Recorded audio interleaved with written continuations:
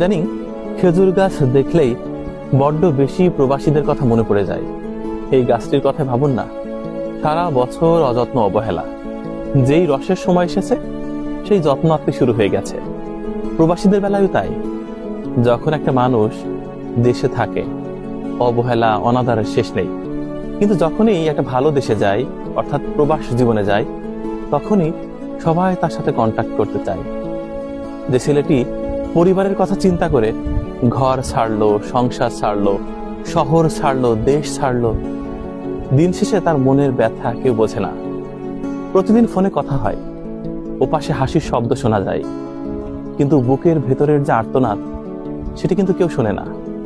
প্রবাসীদের জীবন অনেকটা খেজুর গাছের মতো, সারা বছর যত্ন নেই, অথচ তার সুবিধা নেওয়ার বেলায় সকলে আগ্রহী।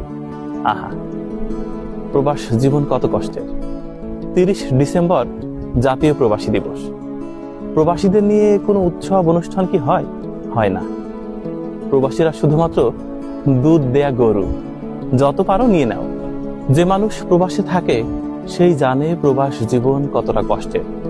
এই তো সামনের মাসে বাড়ি যাব, কিংবা সামনের বছর, এভাবে দেখতে দেখতে বছর বছর কেটে যায়, বাড়ি ফেরা হয় না। চেনা রাস্তা, চেনা শহর, চেনা গ্রাম সব আস্তে আস্তে চোখের সামনে ঝাপসা হয়ে যায়, কিন্তু ঘরে ফেরা হয় না। বাড়ি ফিরতে চাইলেই কেউ না কেউ শোনায় বোনের বিয়ে হোক, ঘরটা তোলা হোক, জমিগুলো নেওয়া হোক, তারপর নয় ফিরে এসো। কিন্তু সেটা কবে?